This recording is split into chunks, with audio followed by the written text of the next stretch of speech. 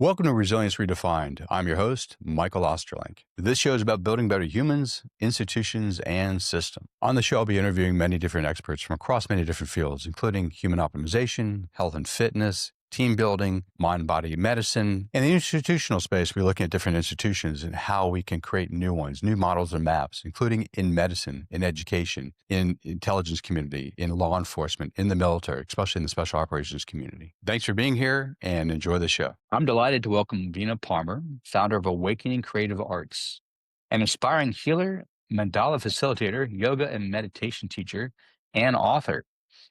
Over the last 20 years, Vina has led her signature workshops and healing sessions in creativity, ancestral healing, and the sacred arts.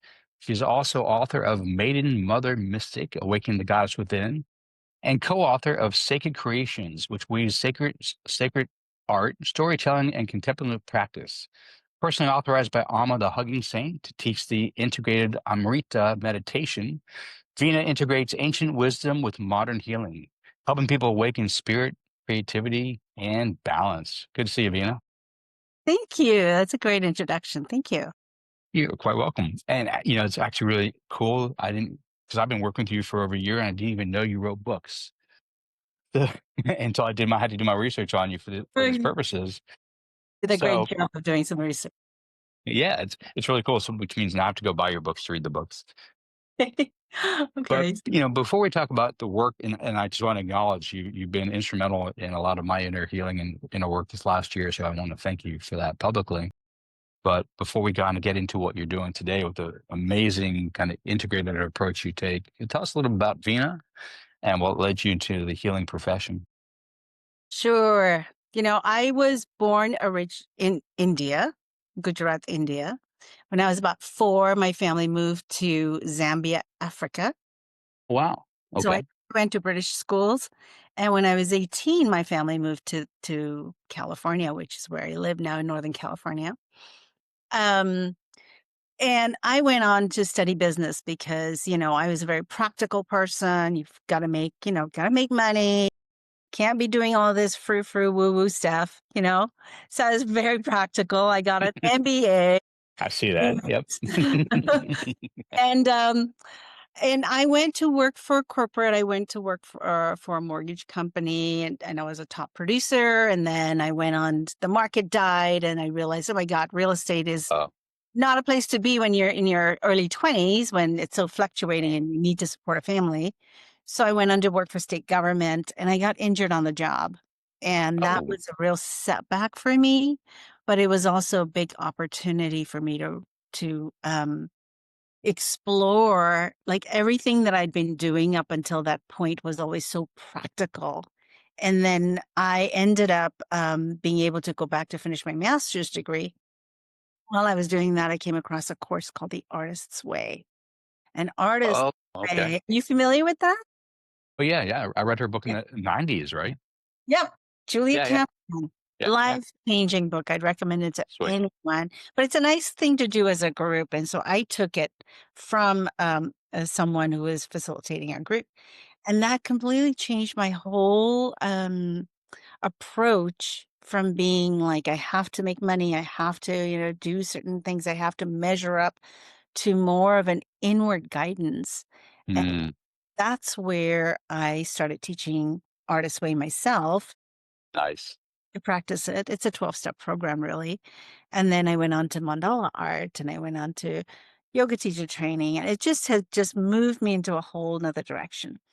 But how I came to being where I am here now is an Yeah. interesting story, because back in 2014, I was invited by a friend to her birthday constellation, and it was a group constellation live. It was fascinating to me. And she said to me, "You should do this, Vina." And I thought, well, how many things am I going to do? I've got this, I've got yoga teacher training. Where does this end? When do I like land?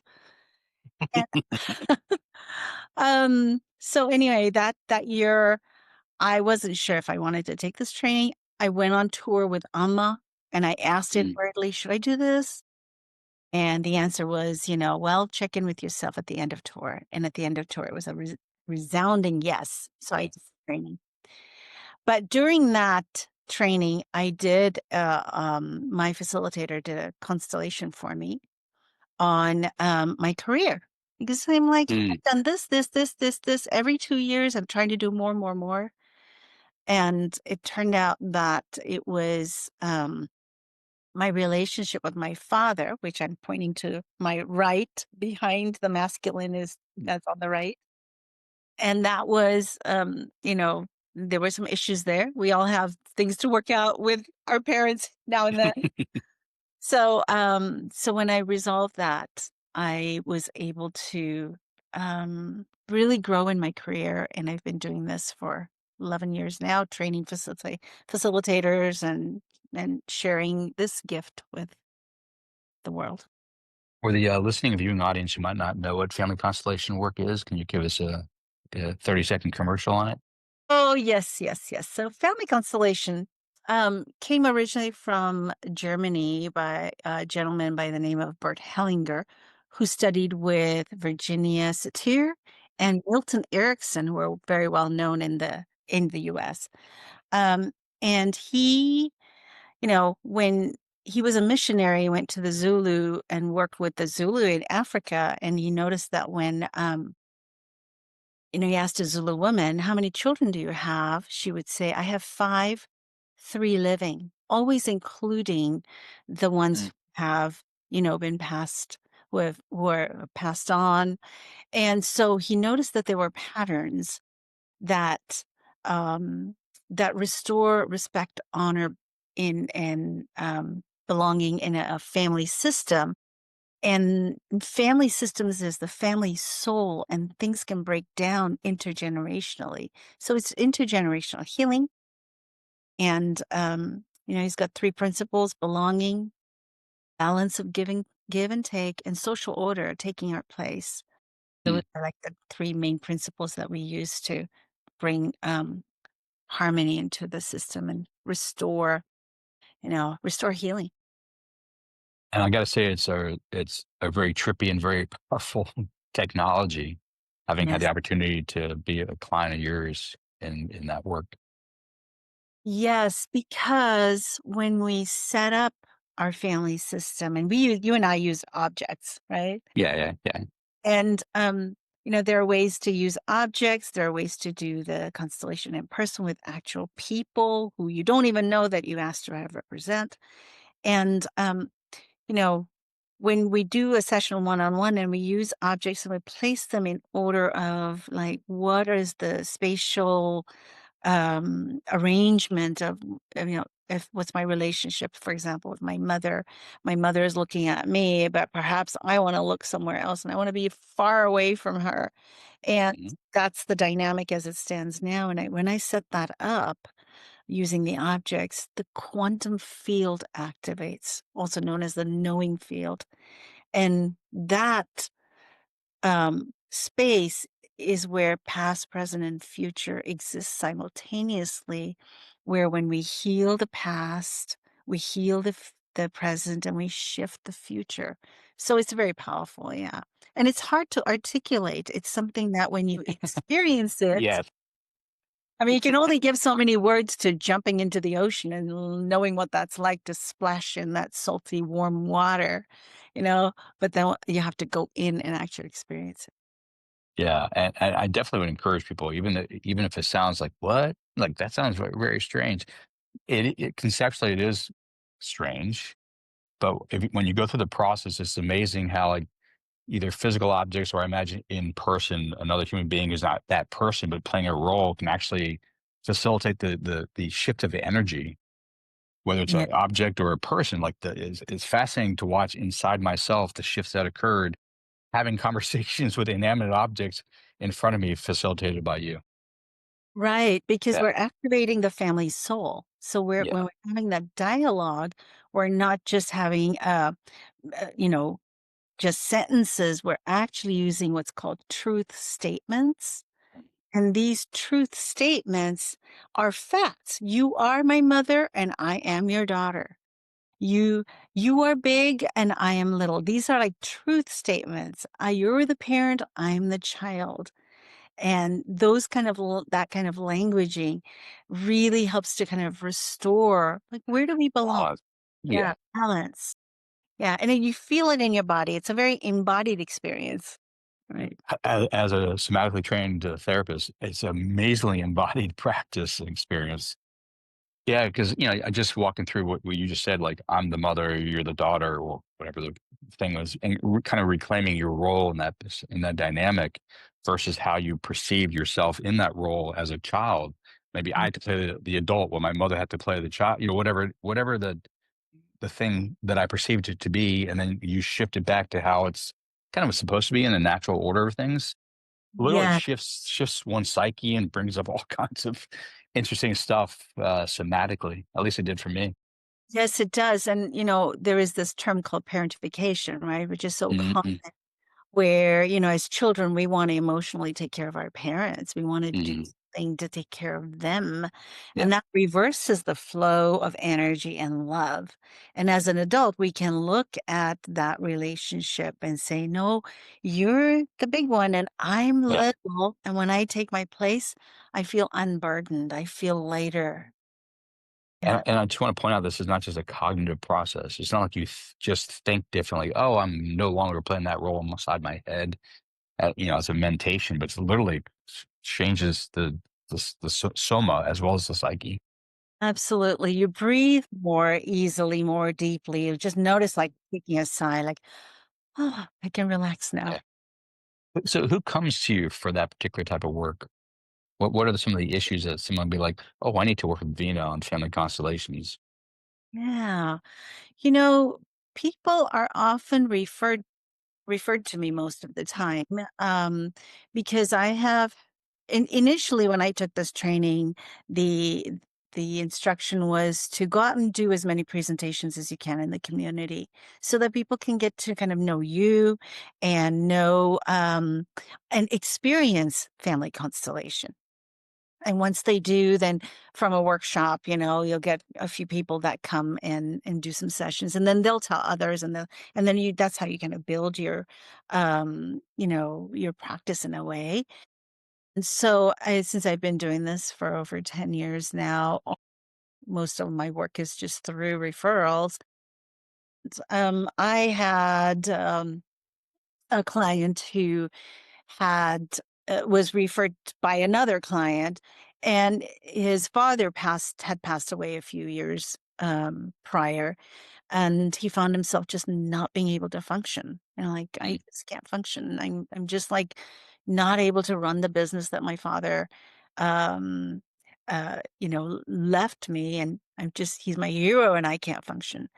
And so we did some work on, loss of father. Oftentimes, we do find that people who have experienced death in an untimely manner, like somebody who's lived a full life and lived till 90, 95, 99 years old, it's okay for them to pass on. But somebody who passes on like earlier in life, you significantly feel the loss of them. And a lot of times I do find that a big trauma in a family system happens when there's a child that dies early, or a parent that dies early, or a sibling that dies early.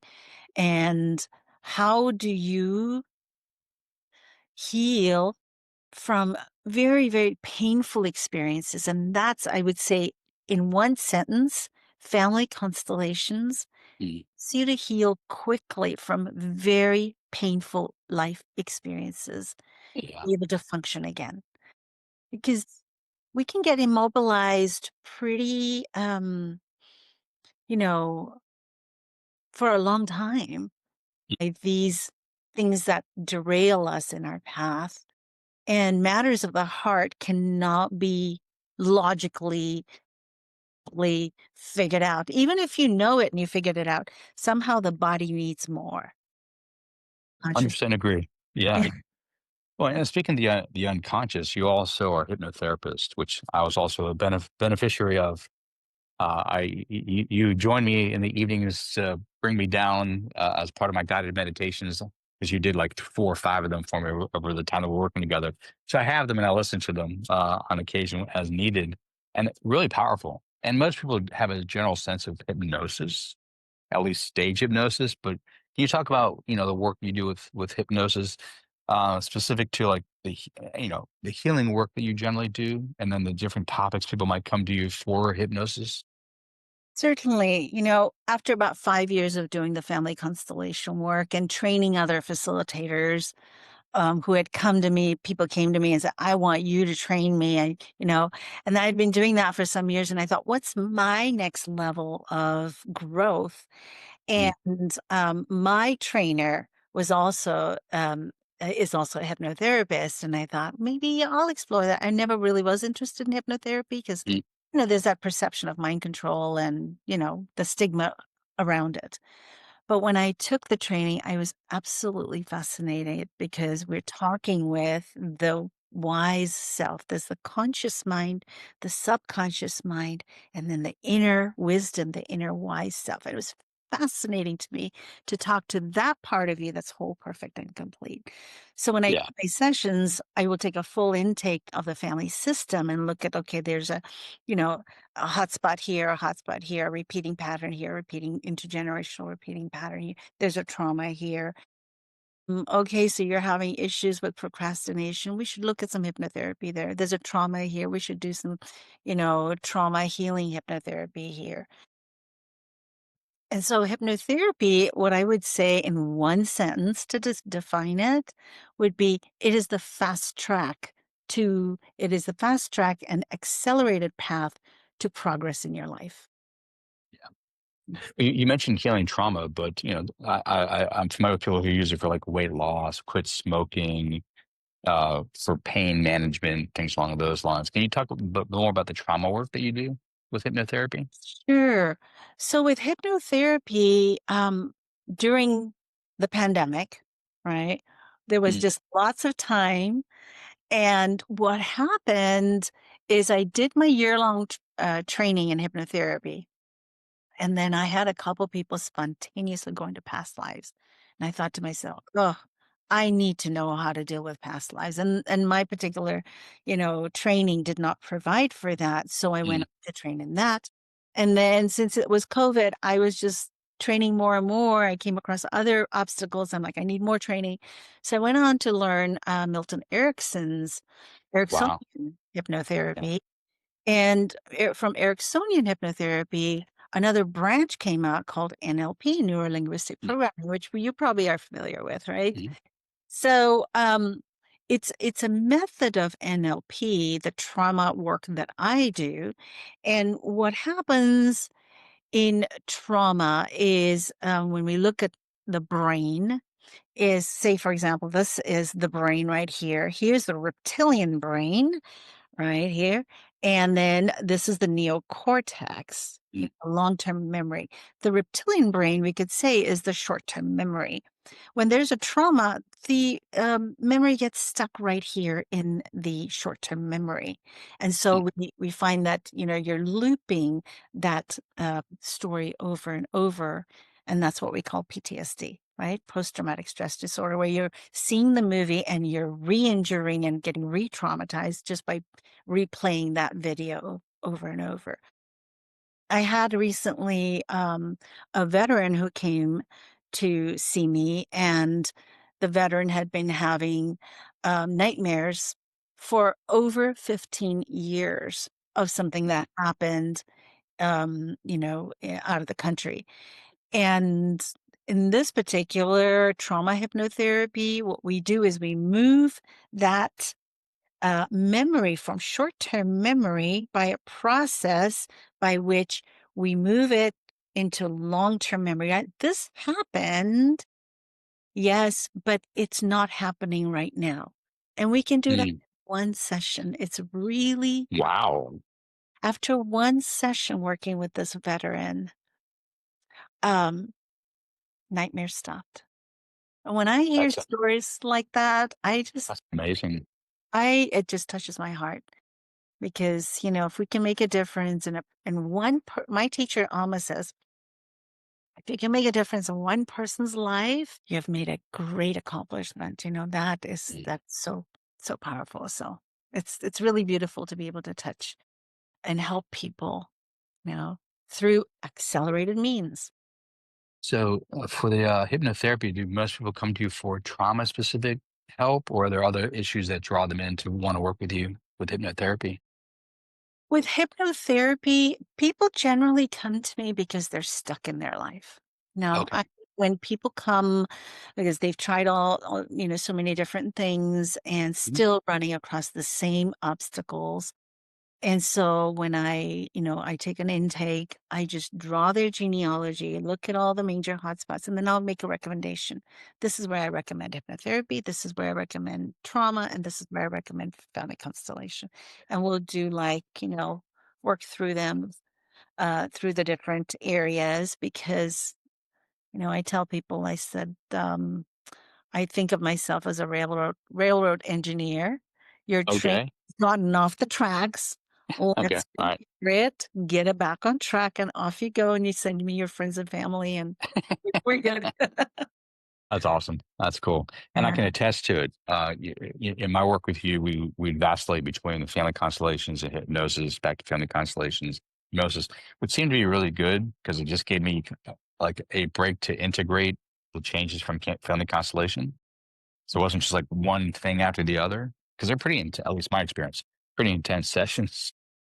Family constellation sessions can be very Yeah. intense, yes, because we're working with the family soul, we're working intergenerationally, and deep healing is happening. In fact, my teacher Alma says, that when one person is doing their healing work or doing their spiritual practices, which, healing work is spiritual practice, that you are actually impacting 7 generations. This generation, 3 generations before, and 3 generations afterwards. That's how much difference you make by doing the healing work that you do. So, family constellations tapping into the family soul has Mhm. need time to digest it. We don't do back to back constellations every week. That would be too intense. Yeah. So we Yeah, I can. Yeah, I can see that. Yeah, sometimes I work with, if it's just constellation, we'll just do like one constellation a month and, Mm. digest that, or every other week, or just weave in hypnotherapy because constellation is really effective for dealing with relationship issues on the Mm. outer and what happened to us. And hypnotherapy is really beneficial for what's going on inside. What are my Yeah. inner blocks and obstacles? So we have a way of dealing with inner blocks and obstacles and outer blocks and obstacles. Yeah. That's awesome. Yeah, and definitely encourage if you haven't done hypnosis or you haven't done family constellations or both together, you should definitely call Vina up. You're an amazing healer. So and I was a referral too. Like Yeah. a friend referred me to you, and thank goodness, I'm glad that she did. At the beginning of this conversation, I mentioned that you had written a couple books, which was a nice surprise for me because now we can talk about your book. Can you tell us just a little bit about your books? Well, Sacred Creations is a book that is published. Mother Maiden Mystic is one that is in the works, not yet, Oh, okay, but okay. it is in Uh, the works. Sacred Creations is a book that was sponsored by Mercy Springs Foundation, nonprofit foundation here in oh, San nice. I am. And they sponsored for me to take the mandala healing work, which is a form of sacred art. It's a form Mhm, of therapeutic art mhm. that I took into Folsom Prison. Wow. Okay. Yes. And so I was in Folsom Prison every week teaching and facilitating mandala healing with 25 years to life prisoners at Folsom Prison, Okay. just right here in Sacramento Hardcore area. prisoners. Yeah, yeah. And these prisoners who were in this program called Arts in Correction Hmm. had earned the privilege to take classes. So they had to be on really good behavior. They had to be, they they were able to take more in life enrichment type of programs. And these are the kind of, programs that really rehabilitate people because you're doing the inner Mm, work. And so the mandalas, the sacred art that is included in that particular book, is my art and the art of my co partner in the mandala work, Debbie Baker. And the two of us, put this together along with another friend of ours, Brenda Kress, and the three of us were part of the, Mercy Springs Foundation. And so that's cool. we took quotes of healing from the prisoners on Mm, how sacred art helped them. And we also took quotes from Mercy Hospital Addiction Recovery Program, where I mm, also taught mandala art for some years nice. for the women in addiction recovery. So we took those quotes and made it an inspirational little book. And yeah, that was That's like awesome. a fun project and a healing project. Yeah. I'll make sure to include a link in the show notes. I assume it's available where all books are sold, like on Amazon or something. Is that accurate? Contact me directly. Yeah. All right. Yes. All right. Yeah. So not through Amazon. You have to contact Vina. How would people contact you if they're interested in working with you, learn more about your book, your Oh, trainings? yes. So awakeningcreativearts.com is my website. Okay, And you can just email me at I am Vina108 at gmail.com. awesome. But now I have to go back to the book that's unpublished Yeah. and put you on the spot. When's that coming out? That is a good question. I'd like to set myself a deadline. What happened with that particular book is I became very interested in the divine feminine and sacred geometry. And I was teaching 12-week Artist Way courses, and then I decided to teach a 12-week Divine Feminine, Awaken the Divine Feminine course. And through that, there is a wonderful book if anyone is interested in learning more about the Divine Feminine. And that's, let's see, it's Awaken Shakti. I'll send you the link to it. Okay. Okay. Yeah. Anyway, we studied that particular book, and it was the way that I organize my 12-week course is from before birth through life, being up into baby, childhood, youth, teens, youth, and then motherhood, and then going on beyond, and then, dropping the body from beginning to beyond the end. The cosmic consciousness is with us. The feminine is with us. Of course, the divine masculine also. We studied it from the divine feminine Mm. perspective. There is in the Hindu tradition, there is a goddess for each stage of life that walks you through. Yeah. Maiden, mother, mystic. That's the so it's probably about 75% done. I just need to tie up and, put it together. And that's something that I'm excited to do more now that I'm more freed up in my schedule.